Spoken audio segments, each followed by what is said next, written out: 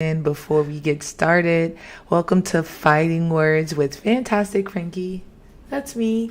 Today we are talking about Invincible, the new animated series on Amazon Prime.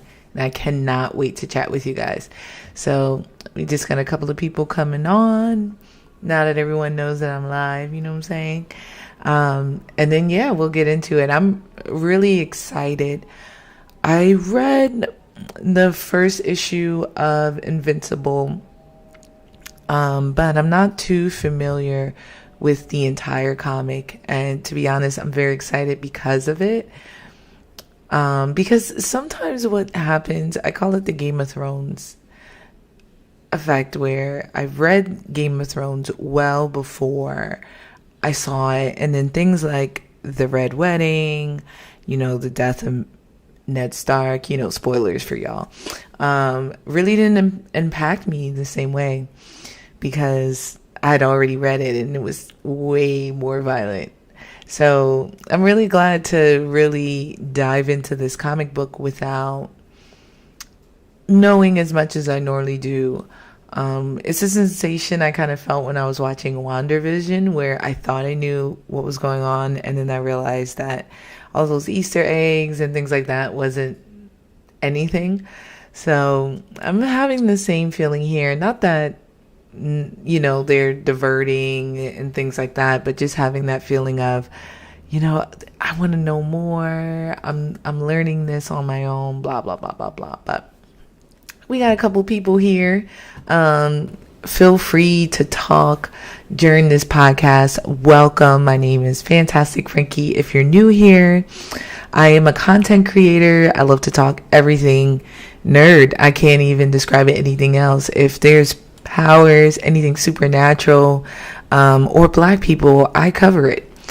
So today we're going to talk about Invincible. It's one of the newest shows on Amazon Prime, and they are absolutely killing the game.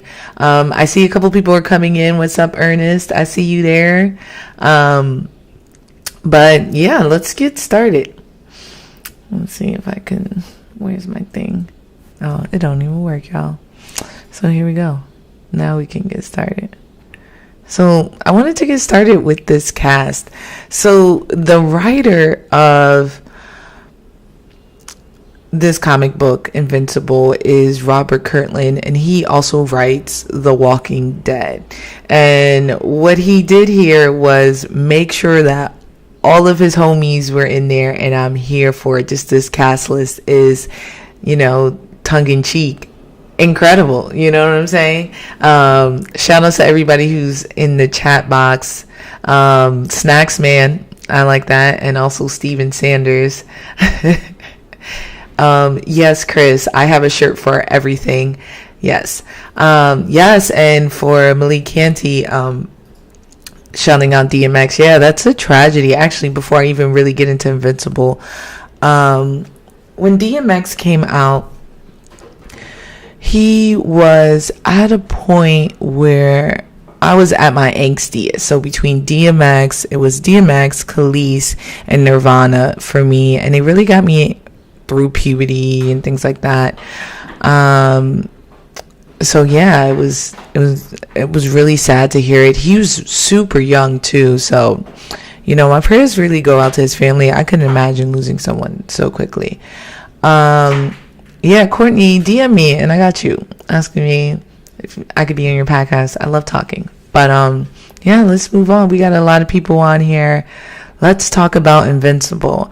But before I really, really get into Invincible, what I want to talk about is that I warned, and all of my new followers, I don't blame y'all, but everyone else I'd hit up in the middle of summer when I found out who the cast was and that they were turning it into a comic book, and y'all was like, Invincible, nobody really interacted, nobody was really hyped for it, and I just wanted to take this moment to say, I told you so.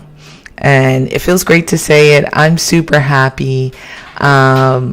I'm happy that people are hopping on it. And if you haven't hopped on it and you're on the stream right now and you haven't seen the episodes up to this episode right now, I want to tell you how to dip because I'm about to be spoiling everything. So once again, huge spoiling warning for everyone else. And, you know, for the cool kids who are up to date, let's get to it. Yeah, bye-bye. See y'all. But yeah, let's get to it. As I was mentioning before, the cast is incredible. Yeah, Terrence is talking about how Omni-Man is basically Saiyans, but worse. We're going to get to that too. But yeah, the cast is incredible. Stephen Yu, he's Glenn from The Walking Dead. I love him. I think he's great. Also Sandra Oh, I was a big fan of hers since Grey's Anatomy. And she's also on this show called Killing Eve, which is also a great show. And of course, the Queen Zazie Beetz is on it too. That's my girl. And I'm going to talk a little bit more about her character, but there's so many people. Seth Rogen. Who else, you guys? Chad Coleman, who I always call Tyrone. Almost everyone from The Walking Dead is there. Yeah. And Mahershala Ali, how could I forget him, is on there. So I do have to say the one thing that falls short for me for Invincible is that I feel like sometimes the animation styles, like something's off about it. But in my mind, I'm thinking that they had to kind of skimp on the on this animation so that they can afford a cast list like this. So I'm down, man. Mark Hamill, yes, Mark Hamill's in this too. And John, I felt like John Hamm was in it. I don't see him here, but I felt like whatever. But Mark Hamill is also in here, which, you know, we know him as Luke Skywalker, but like I always know him as the Joker. He's animated voice acting god, well beyond Star Wars, which is also iconic, but it was great to see him there as well.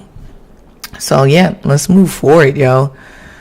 Let's talk about basically what it's about. So Terrence hit the nail on the head. Is that how you say it? I always forget. But yeah, he hit the nail on the head that Invincible is based on Omni-Man, and he's been waiting for his son to receive his powers until and it's great. It happens maybe 10-15 minutes into the show. I like that they didn't drag it out. They're like, look, my man got powers, let's see where we go from here. And then straight into the training, like how is he going to learn how to become a hero, what type of hero he's going to be, things like that. But even early on, so his father tells his origin story. He lets him know about his powers. It's obvious that it's open. His mother knows all about, you know, him being an alien and a superhero. And to feel it. Oh, and also I forgot to say this, but Omni-Man sitting here on the right is voiced by J.K. Simmons. Yes. You guys will know him from the Spider-Man movies. Juno, he's the dad in the Juno. He was in that movie where he was like a really tough drum instructor, who's the main character over here to the left. Sorry, yeah, people text amazingly, and it's something that I really like about it. So immediately he goes into action. He's like, we need to get you trained. You have these powers. Are you going to become a superhero? And that's something I really like about this, man. I think it's pretty cool. But beyond that, he has to learn so now he just got his superheroes, which is the equivalent of like going through puberty, but worse. And then on top of that, he's navigating being in high school, trying the day, things like that. And then here we go with our character Zazie Beetz, actually white in the comic books. And one of the coolest things I have ever seen is them change the design of the character so that it's not problematic. All the character from this, there's where their culture is tied to their character, things like that, and you change them to white. Especially in a space where there aren't that many black characters. In this situation, there are plenty of white characters to choose from, to idolize, including his other love is Adam, that you can choose from besides Amber, who doesn't eat wrong, because similar to like My Hero Academia. Let me not say that. It's closer to like the DC universe where they're a meta-human. So in this like weird world, some people decide to become villains, some people decide to become heroes. But what makes this show so great is, one, how modern it is, right? So how would heroes be in 2021? But also, similarly to The Boys, how are they overall as people? And I think that's very interesting, particularly Adam Eve, because she is beautiful, she's talented, she's basically the Scarlet Witch. She can like warp reality, shoot red things or pink things through her hands and things like that. But for the most part, she's like your run-of-the-mill superheroine, and you learn like she's way more dynamic like than most heroes, and she's not just someone there to propel the story forward, and I really dig that. She's one of the first heroes that Mark meets when he gets his costume, when he really starts to get the lay of the land, and she kind of shows him. She's part of, I forgot the name. If you guys know it, put it in the comments, please. She's part of the version of the Teen Titans. I think, you know what? I really couldn't tell you what the name of it, but yeah, she's a part of that group, whatever the Teen Titans version of that is. And, you know, she's not quite a love interest because she has a boyfriend, and he's interested in Amber, but we do see those sparks there for, of course, a future storyline as well. Someone said that Invincible is the perfect drag name.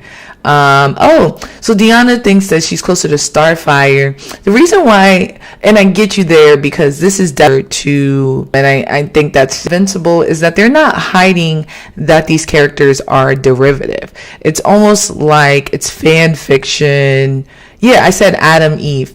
We were talking about that earlier. But yeah, I like that this is basically like fan fiction of the stuff that we like to watch. And they know it too. So they kind of hint at it and they're like, yo, what if the DC universe was living today? Which is close to The Boys as well.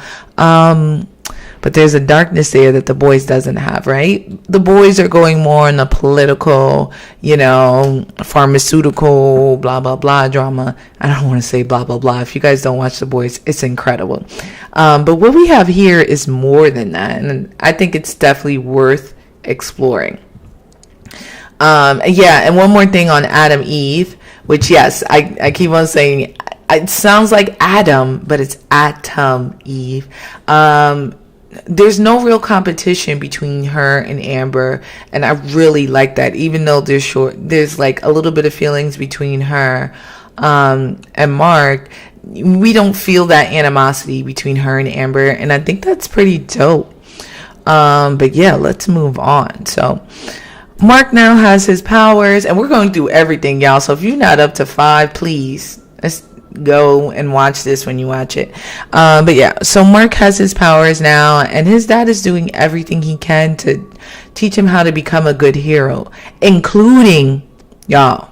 The first training session, his father punches him dead in his chest with all his strength, which, beyond being totally shocking to him, probably hurt like crazy. And he's rolling on the ground, just writhing in pain, and just the darkness with his father hovering over him, not reacting, and then just basically like, you need to learn how to brush that off, was so dark. Because, and that's what I mean about this voice acting being A1, because you can understand like him hitting him that hard. Yeah, you can understand him violating during that training session where he just hits him all in because like, yo, you need to learn.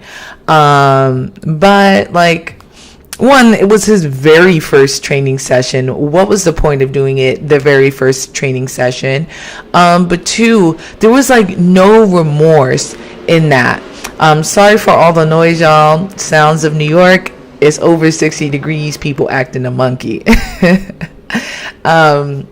But yeah, beyond that, beyond the act of him punching, it was his reaction that was really jarring to me. And this is going to sound super dark, but if you guys have ever hit or knocked over a kid, and they're like, oh, ow, ow, or like you had a hand in that kid getting hurt and they're like in pain, and just the way you react, right? You're like, oh, no, I'm so sorry. Even if like it's a pain that you have to inflict, right? You're a doctor, you're giving them, you're like, sorry, but there's a nurturing component to that let me tell you, Omni-Man was not about. You just kind of hovered. And it was scared. I was scared for Mark, like, yo, what is this about? And something that really resonates with me is that when he told Mark the story of like why he was on Earth, he was sent here by his home country, where they go to other planets to be their soul, SOLE, protector. So it was just something about that wording that was there that really resonated with me, that like something is a little off. But also when he interacts with the Guardians of the Globe, which is their version of the Justice League, you can tell immediately that they don't mess with him. Immediately you could see there was bad blood there, and the bad blood that they couldn't really like act on, right? Obviously he's stronger than them, but I feel like he didn't quite do something to offend them, but there was something about him that was sus. Also, I forgot all of their names, so I'm going to tell you what their names are in the corner here. Let me get my mouse where they at. Yeah, I've been calling him Aquaman, Martian Manhunter, which isn't that far. I know his name is Martian Man. Calling her Wonder Woman. Calling him Kirkland Superman. This is the Flash. I've been calling her Kitty Pryde, and of course this is Batman up here. That key is for your reference moving forward. Thank you. But beyond that, he rolls up to this Justice League and they're like, thanks for helping us, Omni-Man, but we really don't like you. And at first, I wonder why that is. I'm hoping they dive into their relationship a little bit more, but I do have to say this. If Superman decided that he didn't want to join the Justice League, he will be sus forever. Like, I would be nervous to be around Superman as a member of the Justice League if he declined going. And I know for sure Batman would be in my ear, which as you can see, Batman up there, he would be in my ear telling me like, yo, that's wild, we need to be ready. And I would be with him. I'd support him. There's that storyline where Batman, Ra's al Ghul gets a hold of Batman's contingency plans, and everybody's all pissed. And I think where the difference would be with that is everybody was all pissed because these were members of the team that he had these contingency plans. And I said the story. There was many stories. Even the most recent story. Dang, what was it called? I can't remember, y'all, but the Joker gets a hold of it. The Joker starts he releases something and he's like, y'all, please tell me which one it was, but the Joker did something to everyone, including the Justice League, and they go to attack Batman. It came out like last year. They go to attack Batman, and Batman was like, I've been waiting for this, and he had like contingency plans for everyone, and then he goes to pursue the Joker. I think they die together. Spoiler alert, sorry. I forget, but so long ago. But yeah, either way, this here, I understand why they're nervous. Beyond, like, if a super being, that's on par with Superman or or anyone, you're like, it's not Doom yet. It's actually a comic book run. But yes, somebody please tell me what that comic book is. If not, I'll have to find it and I'll put it in the comments later. But yeah, somebody on this strength level of Homelander, it's scary. It's scary. And he hasn't done anything nefarious, but even still, to not have him on your team when you guys apparently have the same goal is sus. Because why doesn't he want to be on the team? But yeah, either way, I don't know. We find out later that they had reason to be, right? Because one of the most incredible scene happens where he goes and he kills every one of the Guardians of the Globe, which I didn't call it, but I wonder, not that he was brainwashed, but I wonder if it's something innate with them, kind of like the Great Bait with the Saiyans, where he has to destroy. I wonder if there's just something mentally where he's like, I gotta, these are my competitions. Maybe, I don't know, maybe he was really at Earth to like colonize, and then he met this Asian shorty and he was like, yo, let me just stay here and rock out. Maybe he does have that in his mind, that he's the sole protector, and there are other protectors, and therefore they are going against him. But either way, they did not have a contingency plan in place for Omni-Man when he came a knocking, not even their Batman, which is crazy to me because he wasn't on their team. If he was on their team and he did that, I'd be like, dang, that's crazy. Like, they trusted him. But like, you don't join my team and you can kill all of us, I'm going to set something up just in case we piss you off. The whole conundrum that Lex Luthor and everyone is always yelling about happens here. It happens here. And it was more of a reason because unlike Superman, Omni-Man is not a team player on the same level. And I thought it was careless of them to not be ready for him for the inevitable day that he came up to even say, like, I'm regulating things. Like, what did that happen? He's like, yo, I'm not here to kill y'all, but I want y'all work for me now. Like, it's something to disarm him, I think, should have been in place. And they were just sitting there, excuse my language, with their dicks in their hands. Like, they saw him and they're like, whatever. Which I thought was very, very, very interesting. Of course, that scene is what locked me in and locked most of you guys in, because y'all some dark people if that scene is what really got you. And I say the animation gets wonky, but let me tell you, during these fight scenes, they make sure it's on point. And it showed me two things. One, of course, something is wrong with Omni-Man, and there's something there. We need to find out about his people and exactly what his motives are. But two, it showed me the extent of what Omni-Man's power was, right? Like, we saw, not only does he have this power, but he's willing to use it. He's willing to use deadly force. And one, it's fun. When I see heroes use deadly force, the one thing I like about it's so much more creative. And it gives them so much freedom, and it makes them stronger because there's nothing holding us back. And we saw that. I talk, whatever I say about the Snyderverse, I feel. But one thing I can say about the Snyder Cut was that Wonder Woman scene. Seeing that violence, him upping it up to rated R, and then being able to add that violence, to add that blood, made it so much more compelling and realistic, which is, I'm guessing, what we want from things now. It's funny, I was talking to my dad about comic books and just, how they change through eras, and just with 2020 and like, we love this stuff, right? Show me something sicker than what's going on in real life, so I can consume that for my entertainment, and this is doing a great job of doing that. Thank God, right? So yeah, Cedric made a great point on Facebook. He said, I think there's something in his alien nature. The only thing that would prevent his son from being like that would be that he's not a pureblood. I agree. I think that may be his motivation is on, maybe he has a bloodlust, something like that. And it could also show why he was worried. Like, he was worried, there was something there that, like, when he said, I have my powers, he goes, are you sure? And it's so serious, it's scary. And I really want to see what those motives are, and that's the mystery of the season, and it's such a good one. And I don't think we're gonna learn for a while. But even Grayson takes a trip to Mars, right?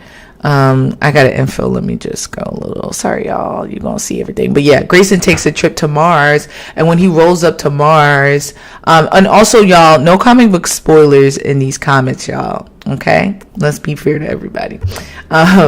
But yeah, so Grayson goes to Mars, and when he's there, he mentions like, "Yo, I always forget the name of Voldemort or whatever."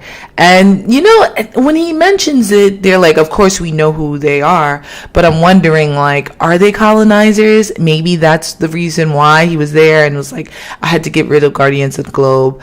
But I don't know what it is, because there are other heroes that he also could have killed, right? But also, if he feels that way, why go through the trouble of training his son? He could just be like, "Look, I'll train you how to control your powers, but I don't think you should be a hero. I don't think it's for us." You know what I mean? That's what really throws me off here, is if he feels like there's no room for the two of them or anything of that nature, or he doesn't want his son to be part of this life, why go through the trouble of teaching him? You know what I mean?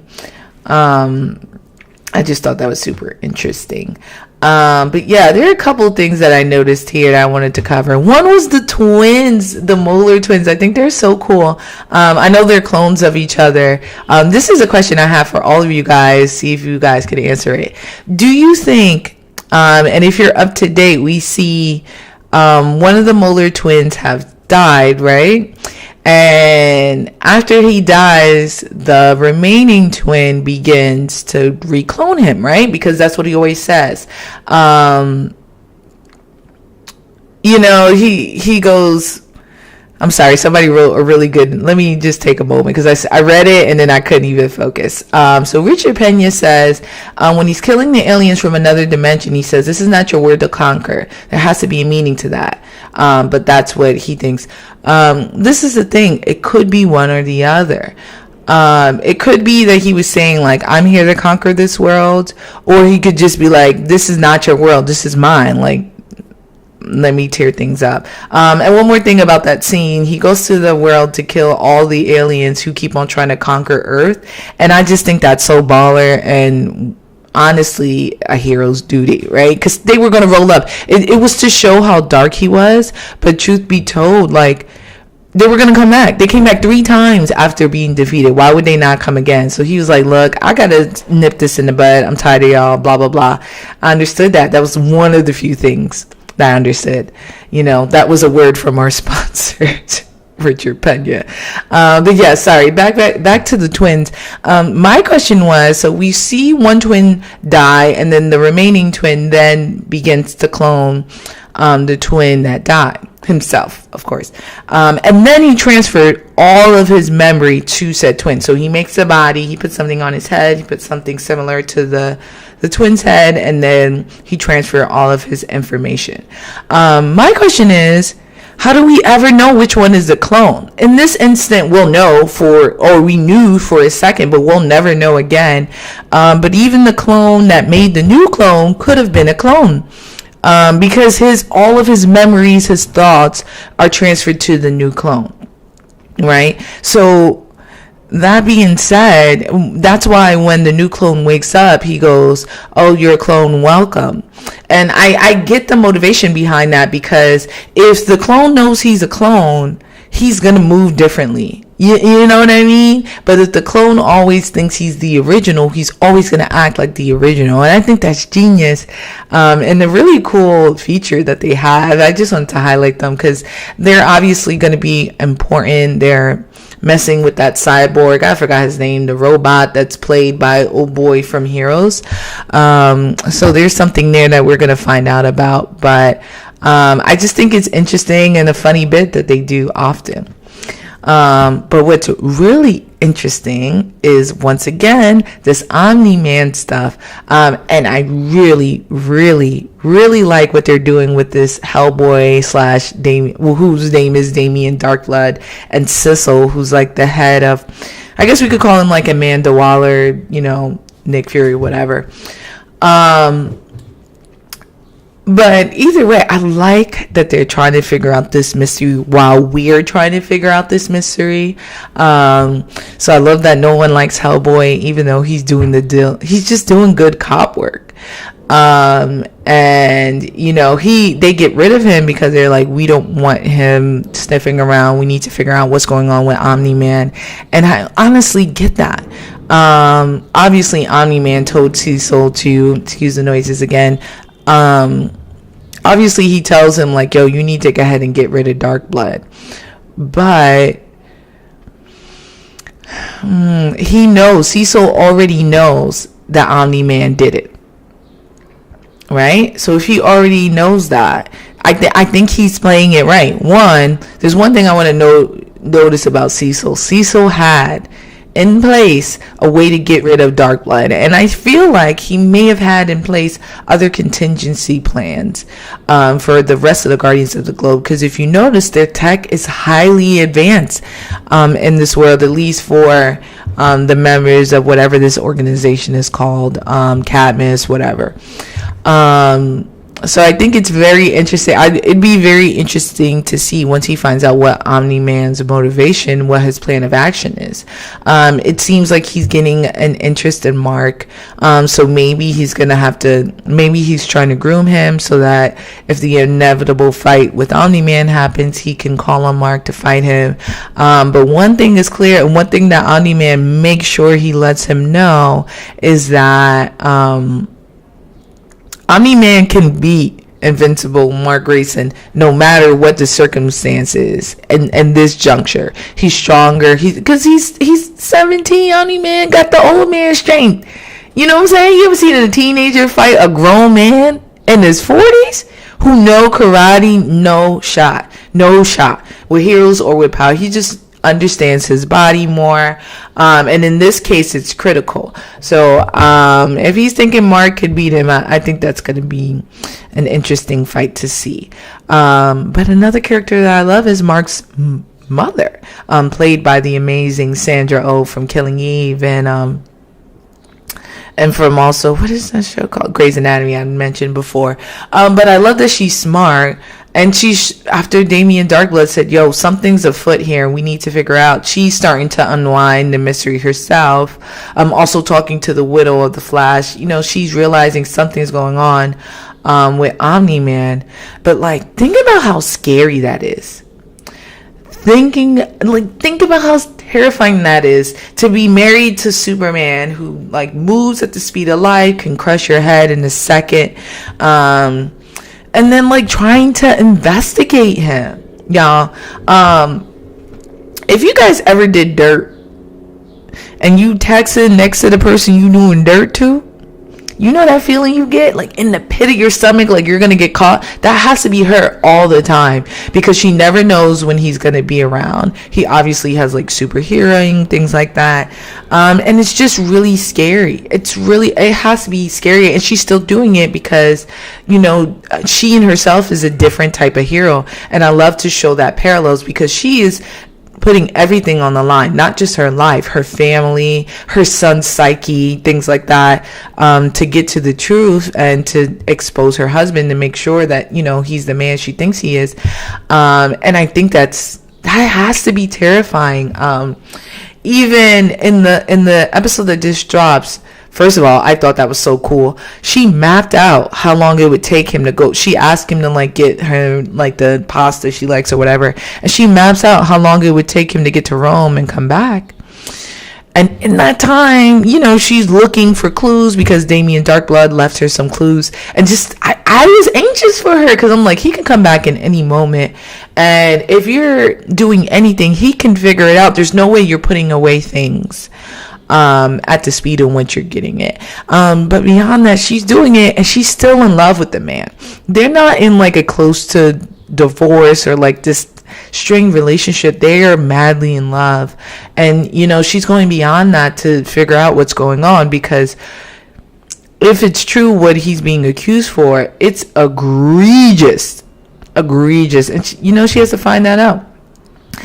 She had to send him on the world to do a honeydew mission just to search the house. Exactly, Cedric. You know, I would have sent him to Japan to get me sushi. She bugging.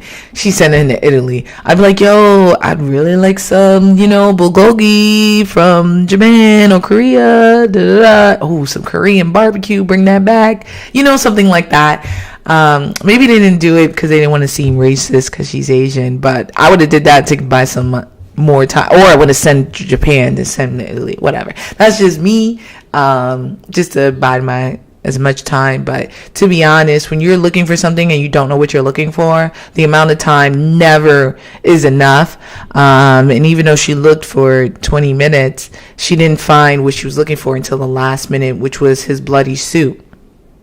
So now that he has his suit and has blood on it, she could kind of understand, like, why would his suit be so bloody? And maybe she analyzes the blood splatter to see how it could have been splattered.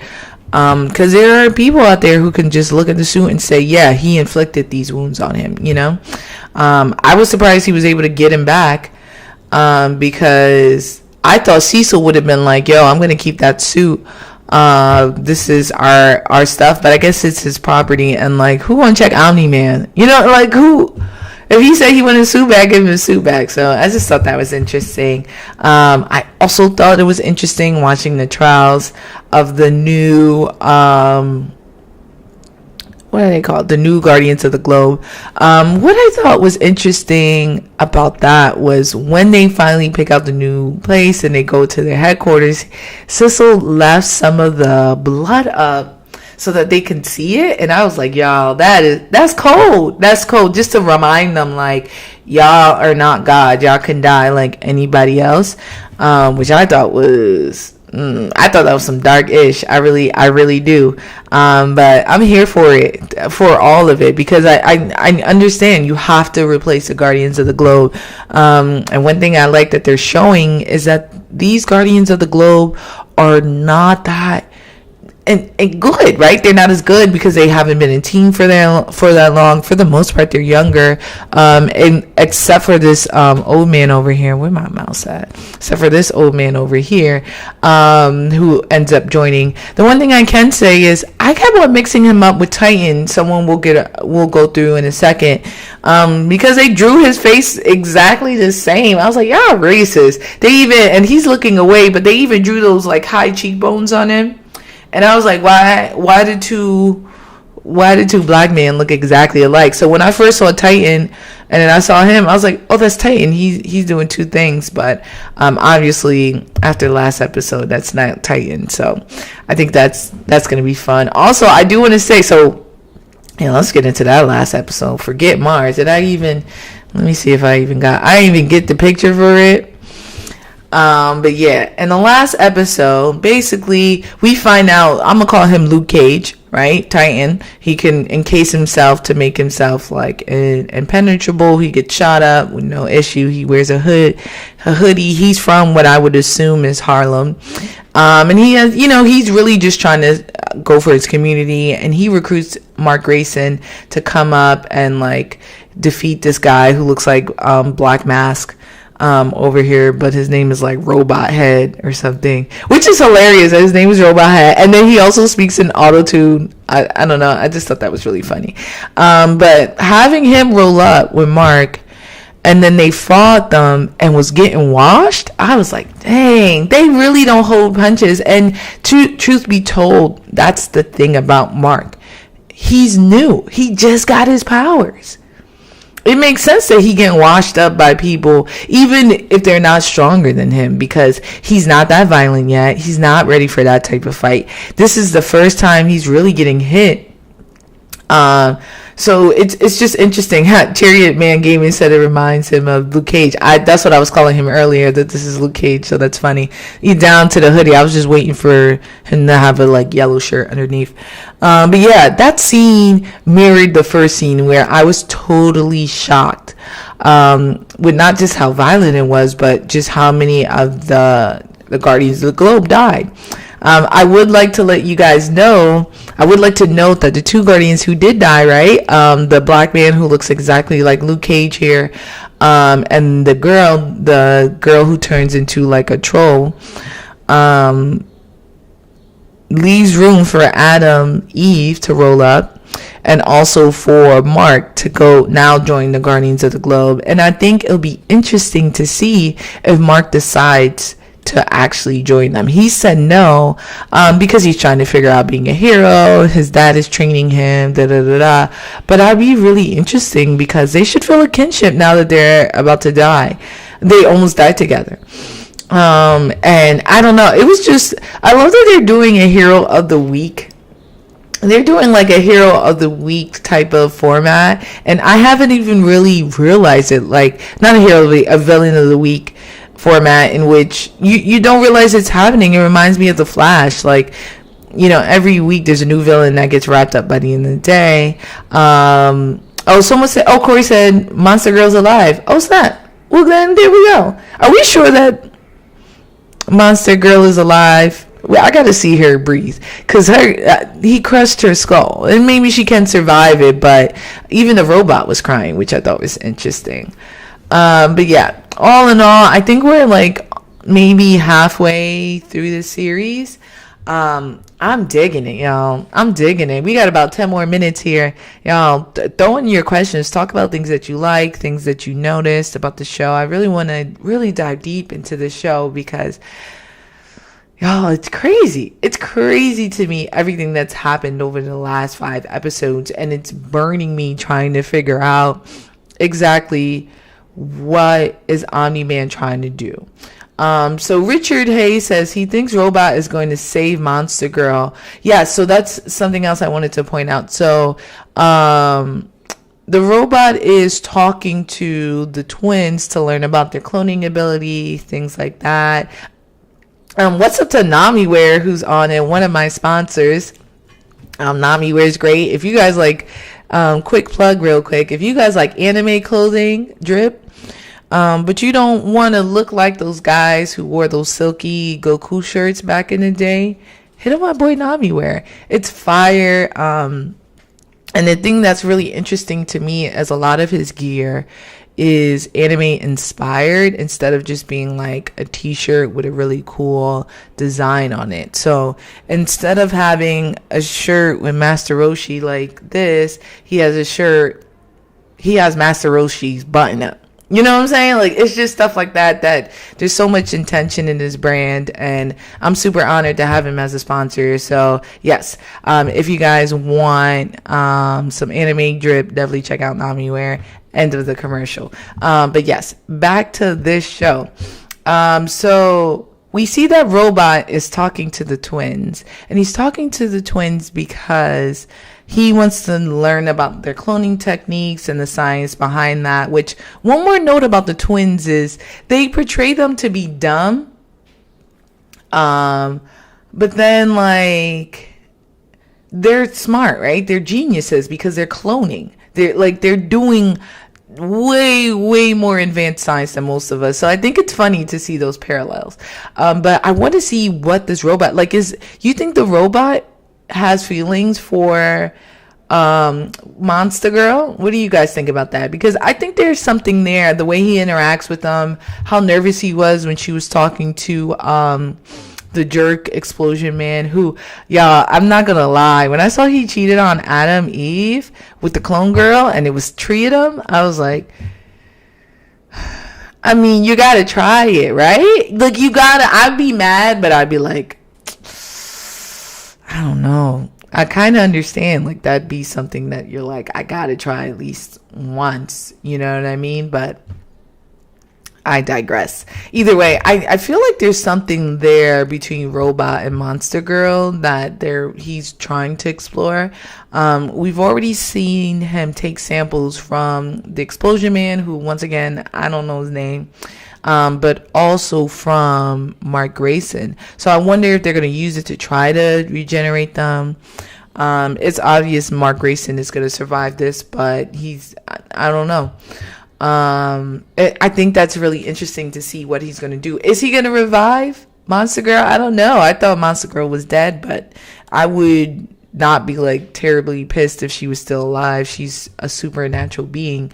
There. Something else I noticed. I love that the Flash was Russian. I think that's something cool that they had about the Justice League, that like everybody wasn't really from America, which like makes sense, right? That it'd be a little spread out. Or even like the Flash on the CW verse, all the metas are from one city, which is crazy to me. Okay, so these are people who are confirming that Monster Girl was alive. We gonna see, y'all, if she makes it. I don't know. I don't know. We should do a poll on whether or not she makes it. But I felt like they made sure that two were at least put out a commission so that Adam and Eve and then Mark can take those mantles, or at least it could be once again ask the Mark to join. And whether or not he joins, I don't know. But I could kind of understand why he wouldn't want to. Because like, who wants the parameters, right, of being part of an organization when he out here working for himself and his daddy at his own self business? So I can kind of understand that, but like, that's sus. Like, why would you not want to be on a team? Why would you not need this assistance? It's clear that you do need it, so why should we call on, because he not part of the team. This is what got me tight for them. He's not part of the Guardians of the Globe. But the Guardians of the Globe, his dad watched him get washed up and then called the Guardians of the Globe because he didn't want, I think he was trying to give him space and be like, yo, I'm not trying to like be up in your stuff. But he refused to join the Guardians of the Globe. So now they're up in there getting washed up and killed for this man who didn't want to be part of their team. And I just think that that's crazy. I'd be pissed when we got home. Like, yo, I can't believe we out here saving Mark Grayson. Mark Grayson ain't want nothing to do with us. It's just very interesting to me. Cedric is asking, is Mark gonna tell his girlfriend, or will he lose him? I like Amber as a character, but honestly, I think it's too early for him to have a girlfriend, so she can kick rocks, and respectfully. You understand? Because I think he needs to focus on himself. It's not like getting a new job or something and trying to juggle. Like, he's learning how to use powers, and he's risking his life and the life of others to do so, right? To use his powers, to exercise his powers. And he out here trying to go to soup kitchen with Zazie Beetz? Y'all, I get it though. He's 17. That's very important, right? Get his nut off. So I get it. Although I do have to say, they drew him way too handsome to like make it seem like he's this like awkward, ooh, I don't know, me around girls, when like in reality he should, right? He should have more of it. Even when he got washed up by that bully, I know he didn't have powers at that point, but I was like, this dude is big. He could take this, but he was the bully was bigger than him, but like, he should have learned karate. I just thought that was interesting. Shout outs to Black Ramen Podcast who just rolled on. We talking about Invincible. This is Fighting Words with Fantastic Frankie. We almost done, y'all. Please go up in this chat. Let me know like things you want me to touch on, especially about this episode. If not, I'm a dip, y'all.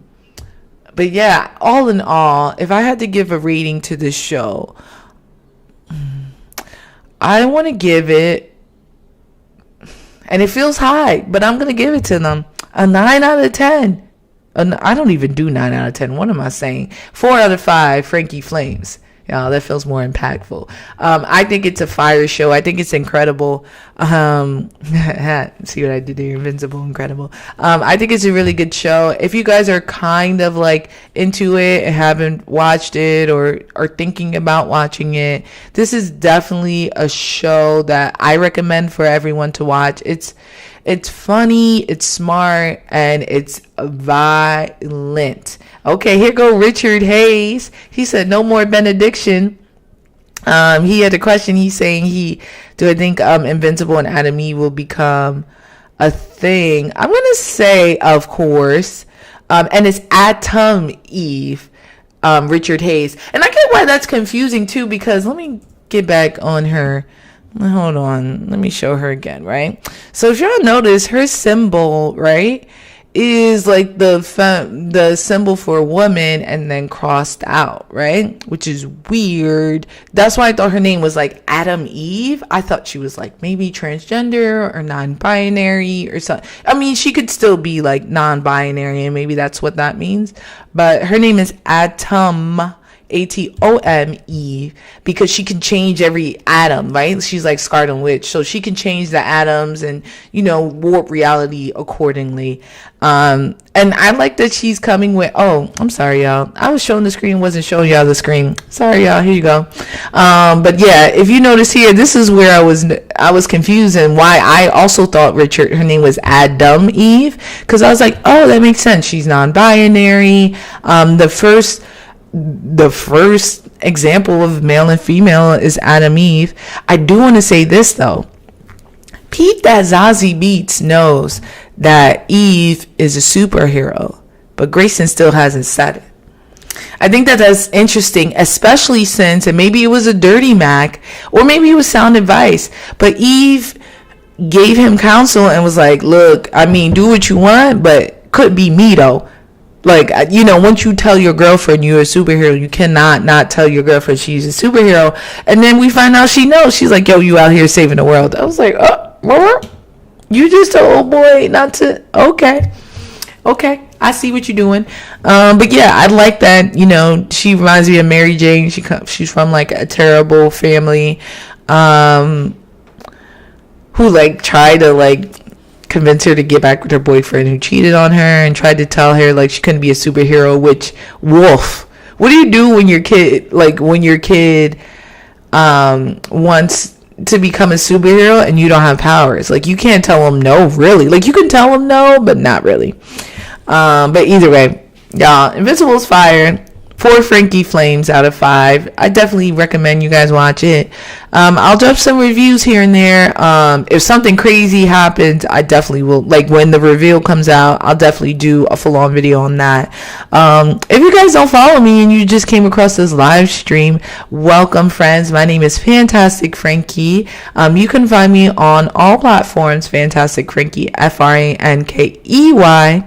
And we need... we talk on there. It's a lot of debate. If you are the faint of heart, if you are someone who takes this genre very seriously and gets viscerally angry when you see some things, this is definitely the page for you, because that's all we do is take things seriously and dissect it. So I think it'll be a lot of fun. So if you don't follow me, what are you doing? Pull up. We about to have fun. If not, thank you guys for joining me again. I will be here, of course, next Friday. All right. Next week, we'll probably talk about My Hero Academia. So catch up on that while you can. And the next week, you can catch up on that. Got a couple of videos dropping about Captain America and the Winter Soldier, things like that. So stay tuned for that. Definitely got to give a word to our sponsors, Nerd with Melanin. Make sure you follow them on Facebook, and of course Nami Wear for all the fire drip.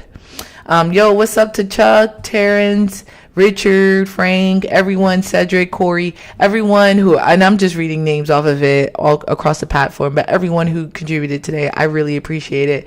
But yeah, thank you all for joining us today. I really had a great time.